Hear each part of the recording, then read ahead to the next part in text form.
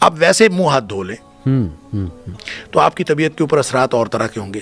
صحیح. اور آپ نیت کے ساتھ وضو کریں تو پھر آپ کے اوپر اثرات اور طرح کے ہوں گے. سبحان اللہ. یعنی وضو کے اندر اور ویسے ہاتھ منہ دھونے کے ہاتھ منہ پاؤں بھی دھو لیں بے شک, نیت وضو کی نہ ہو صحیح تو آپ کے اوپر وہ پاکی کا احساس ہو ہی نہیں سکتا, وہ فیلنگز آ ہی نہیں سکتی جو آپ کو وضو کے بعد آتی ہیں. اور وضو کے بعد آپ کے اندر ایک احساس ہوتا ہے. دیکھیں تیمم کیا ہے؟ تیمم دراصل سمبولک ایک اسی کا سمبولک اظہار ہے جو آپ کو پاکی عطا ہونی تھی تھرو واٹر, پانی کے ذریعے سے, تو پانی نہیں ملا تو اب آپ صرف سمبولیکلی یہ کر کے اس پاکی کے احساس کو حاصل کرتے ہیں. صحیح. اب دیکھیں وہی تیمم غسل کے لیے بھی کافی ہے, وہی تیمم آپ کو کافی ہے آپ کے وضو کے لیے بھی. تو اس کا مطلب یہ ہے کہ اصل میں اس میں آپ اپنے آپ کو پاک کر نہیں رہے, اصل میں آپ اس میں پاکی کا احساس کر رہے ہیں, احساس حاصل کر رہے ہیں. تو اس کا مطلب یہ ہوا کہ یہ ساری چیزیں جو شریعت نے ہمیں بتائی ہیں اس کے اندر یکسوئی کا ایک اپنا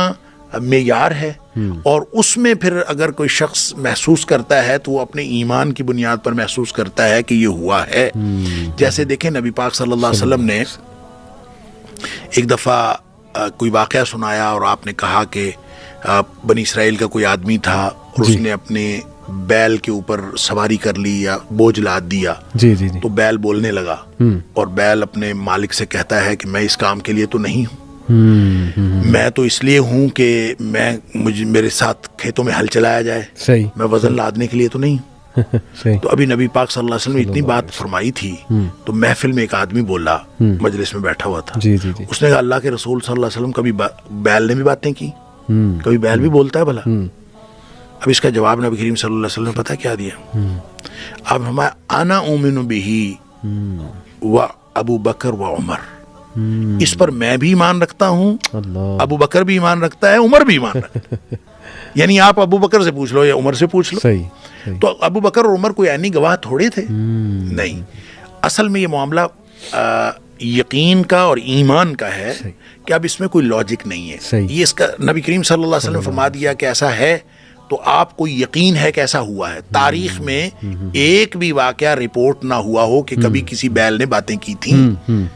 ایمان کا تقاضا یہ ہے کہ نبی پاک صلی اللہ علیہ وسلم کی بات فوراً مان لی جائے. لہٰذا جب آپ وضو کرتے ہیں اور آپ کا ایمان یہ کہتا ہے کہ نبی کریم صلی اللہ علیہ وسلم فرمایا اس سے گناہ جھڑتے ہیں, تو وہ آپ اس کو فیل کرتے ہیں کہ گناہ جھڑ رہے ہیں, تو یہ فیلنگ آ جانا ہے کہ کوئی بڑی بات نہیں ہے. آپ کو اس ایمان کی بنیاد پر جتنا زیادہ تگڑا آپ کا ایمان ہوگا اور جتنا زیادہ آپ اس میں زیادہ مضبوط ہوں گے, آپ محسوس کریں گے کہ ہاں میرے دیکھیں نبی پاک صلی اللہ علیہ وسلم آدمی جب نماز میں کھڑا ہوتا ہے تو سارے گناہ ایک گٹھڑی کی صورت میں اس کے سر کے اوپر آ جاتے ہیں.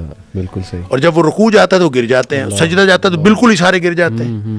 اب یہ اندازہ کریں یہ ایک فیلنگ ہے, اور اگر آپ اس فیلنگ کو اپنے تفکر کا حصہ بنا لیں تو پھر جب آپ نماز پڑھیں گے سبحان اللہ تو آپ وہ گٹھڑی گرتی ہوئی محسوس نہیں کریں گے, آپ کو محسوس ہوگا کہ گٹھڑی گر گئی. تو یہ تو اصل میں ایمان کے ساتھ تعلق رکھنے والی فیلنگز ہیں. بالکل ٹھیک. میں یہ مانتا ہوں شیخ کہ یہ جو آج کل یہ ریسرچ ہو رہی ہے انرجی کی, اینیمل میگنیٹزم کہہ دیں اسے یا جو بھی کہہ دیں, میں تو بہت زیادہ یہ بلیف رکھتا ہوں کہ اسلام کی جتنی بھی پریکٹسز ہیں الحمدللہ کامل ہیں اور کمپلیٹ پیکیج اسلام نے ہمیں دیا ہے. جیسے آپ نے اذکار کا ذکر کیا, آپ نے برکت کے کنسیپٹ کا ذکر کیا ماشاءاللہ.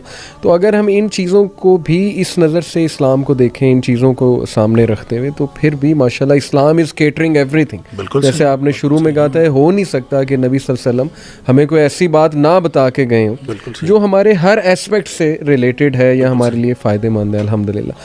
یوگا کی اسپیسیفکلی بات شیخ میں کرنا چاہوں گا. کیا یہ پاسبل ہے کہ یوگا, کیونکہ بدھزم سے آ رہا ہے اور اس پہ ریسرچز ہیں کچھ, میں آپ سے ایک ریسرچ شیئر کرتا ہوں. یوگا پہ میڈیٹیشن پہ ایک ریسرچ ہوئی, وہ ریسرچ کا میں نام ڈھونڈنے کی کوشش کر رہا تھا, مجھے ملا نہیں, لیکن خیر آڈینس انشاءاللہ میں کہتا ہوں خود ڈھونڈ لیں. اس میں 3 چیزیں شیخ انہوں نے ثابت کی. 8 ویکس کے لیے انہوں نے چند لوگوں کو اپنے ساتھ رکھا. ایک گروپ کو کہا کہ تم میڈیٹیشن کرو گے, یوگا کرو گے. ایک گروپ کو کہا کہ تم جس طرح گزارے ہو زندگی بس اسی طرح گزارو. 8 ویکس بعد ان لوگوں نے وہ گروپ اے جس نے میڈیٹیشن کی تھی اور گروپ بی ان کا MRI اسکین کیا. وہاں سے انہوں نے پتہ لگایا کہ ہمارے برین میں ایک ایریا ہوتا ہے ڈیفالٹ موڈ نیٹ ورک, وہ ایریا ایکٹیویٹ ہوتا ہے جب ہم کچھ بھی نہیں کر رہے, فارغ بیٹھے ہوئے, اور وہ اوور تھنکنگ کے لیے رسپانسبل ہے وہ ایریا. انہوں نے دیکھا کہ وہ لوگ جنہوں نے میڈیٹیشن یوگا کیا ہوا تھا 8 ویکس کے لیے, ان کا وہ ایریا کافی لیس ایکٹیو تھا, کنٹرولڈ تھا.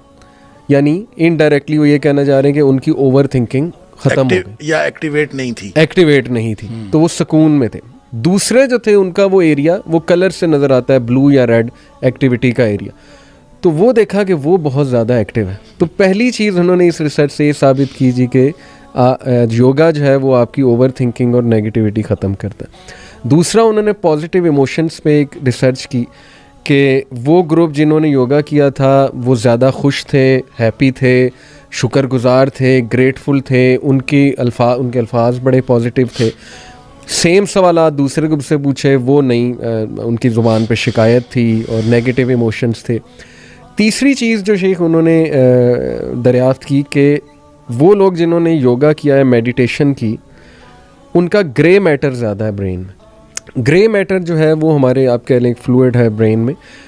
اس کا زیادہ ہونے کا مطلب یہ ہوتا ہے کہ ہمارے الیکٹریکل سگنلز جو نیورونز آپس میں ایکسچینج کر رہے ہیں وہ بڑے ایفیشینٹ ہیں. اس سے آپ کی ڈیسیجن میکنگ امپروو ہوگی, انالیٹیکل ایبیلٹی امپروو ہوگی, فوکس امپروو ہوگا. تو یہ تیسری چیز ثابت کی کہ دیکھیں جی اس سے گرے میٹر انکریز ہوتا ہے. اب یہ تو شیخ انہوں نے یوگا پہ کی. میں اکثر کہتا ہوں کہ ابھی تو وہ کوئی عام سا ہمارا آدمی اٹھا لیں جو ماشاءاللہ تہجد پڑھ رہا ہے, نمازیں پڑھ رہا ہے, اس کا MRI اسکین کر کے دیکھ لیں جو صحیح میں پڑھ رہا ہے, تو پتہ نہیں وہ کیا کیا چیزیں انہیں نظر آ جائیں. لیکن یوگا کے فائدے تو ثابت شیخ اس سے ہو رہے ہیں, اور بہت زیادہ ورلڈ وائڈ پریکٹس بھی ہوتا ہے یہ. لیکن میں نے کچھ اسکالرس کو کہتے سنا ہے بالکل حرام ہے, اس میں شرک انوالوڈ ہے, یا اس میں سن کی ورشپ انوالوڈ ہے, یا اس میں پینتھیزم انوالوڈ ہے, وغیرہ وغیرہ. تو آپ کیا سمجھتے ہیں اس بارے میں؟ دیکھیں, اپنے اوریجن کے اعتبار سے یوگا جہاں سے آیا ہے, آپ اب اس کی ہسٹری دیکھیں جی, تو اس ایک بالکل ریلیجس ٹریڈیشن سے آیا ہے. جی جی. تو جب ریلیجس ٹریڈیشن سے آیا ہے تو ہم کیسے کہہ سکتے ہیں کہ وہ صرف ایک جسمانی ورزش ہے؟ ایسا نہیں ہو سکتا. صحیح. تو اس کا مطلب یہ ہے کہ ہاں تھوڑا سا یہ آپ کر سکتے ہیں کہ وہ جس ریلیجس ٹریڈیشن سے آیا ہے آپ اس کو اس سے کاٹ دیں اور اس کو صرف جسمانی ورزش کے طور پر لیں. ٹھیک ہے. تو ایسا ممکن ہے کہ آپ اس کو جسمانی ورزش کے طور پر لیں. ٹھیک. مثلاً ابھی جو آپ نے کہا کہ وہ تو سورج کے ایک خاص وقت کے اوپر, جی, سورج کے ایک خاص رخ کے اوپر بیٹھتے ہیں, جی, خاص قسم کے گیتا کے شلوک پڑھتے ہیں, خاص قسم کا ان کا ایک آسن بھی ان کے خاص قسم کے ہوتے ہیں, اور پھر اس میں جسم سے کپڑا ہٹانا بھی ضروری ہوتا ہے. جی جی جی. اچھا, اس طرح کی بہت ساری شرائط ہیں. جی, پوسچر بھی بڑا, پوسچر بھی خاص قسم کے ہوتے ہیں. اور جب آپ ان سارے پوسچرز کو بھی, ان جس کو آسن کہتے ہیں, آپ اس کو بھی اختیار نہیں کرتے, اور آپ ان کے جو یوں کہہ لیں کہ جو ریلیجس آسپیکٹ سے جتنی چیزیں ہیں اس کو آپ کاٹ دیتے ہیں, منقطع کر دیتے ہیں, اور آپ صرف اس کا جو جسمانی ورزش کا پہلو ہے اس کو لے لیتے ہیں. تو اس لیے بعض علماء کہتے ہیں کہ یہ پھر جائز ہے, اس کے جواز کا فتویٰ نکل آتا ہے کہ صرف اس کو آپ جسمانی ورزش کے طور پر لیں. اب جب آپ جسمانی ورزش کے طور پر لیتے ہیں تو اس میں پھر اس میں جو سانس کی ایکسرسائز ہوتی ہے, جب آپ سانس روکتے ہیں, سانس چھوڑتے ہیں, تو وہ اگر ایگزیکٹلی آپ کو انہی مقاصد کے لیے استعمال ہو رہی ہے کہ جو مقصد اصل میں روح کو, اپنی روح کو, ذاتی روح کو عالمگیر روح کے ساتھ متصل کرنا اصل مقصد ہوتا ہے. اور جو بنیادی طور پر آپ کہہ لیجئے کہ یہ ہندوازم, بدھ مت جو ہے وہ بھی ہندو مت سے نکلا ہوا ہے, تو یہ ہندو دھرم جو ہے یہ اپنے آپ کو اس طریقے سے وہ ایک عالمگیر مذہب قرار دلوانے کے چکر میں ہے کہ لوگ آہستہ آہستہ اس کے اوپر, میں نے ایک آرٹیکل پڑھا کہ اس کے اندر یہ تک لکھا ہوا تھا اور پوری ڈیٹیلز دی ہوئی تھی کہ مثلاً RSS جو ہے, جو بہت ہی ایک ہارڈ کور اور ایکسٹریم جو ان کی جماعت ہے ہندوتوا کی, وہ بھی یہ کہتے ہیں کہ ہندو مذہب نہیں ہے, ہندو دھرم مذہب نہیں ہے, بلکہ وہ کہتے ہیں کہ یہ ایک تہذیب و تمدن ہے. تو گویا جب آپ پھر ان کا تہذیب و تمدن اڈاپٹ کر لیں گے, اگر آپ یوگا کو صرف ایک ورزش کے طور پر ہر جگہ پہ امپلیمنٹ کر دیں گے, تو اس کا مطلب یہ ہوگا اس جواز کے ذریعے سے آپ گویا ہندو دھرم کی کچھ باتوں کو مان لیں گے صحیح، اور ان کے اس تہذیب و تمدن کو آپ اڈاپٹ کریں. اس لیے علماء کرام نے اکثر علماء کرام اس کے ناجائز اور حرام ہونے کا فتویٰ دیتے ہیں. اور جن لوگوں نے فتویٰ دیا ہے وہ بھی یہ کہتے ہیں کہ اگر اس کو صرف جسمانی ورزش کے طور پر لیا جائے تو پھر کوئی حرج نہیں ہے. تو سوال اصل میں اس میں یہ ہے کہ کیا صرف جسمانی ورزش کے طور پر لے کر ان روحانی مراقبوں سے اور اس میڈیٹیشن سے اس کو الگ کیا جا سکتا ہے؟ از اٹ پاسبل اور ناٹ؟ جی. تو اگر یہ پاسبل ہے یہ تو یوگا والے ہی کر سکتے ہیں. میں تو اس کے بارے میں کوئی اس کی تفصیلات جانتا نہیں ہوں.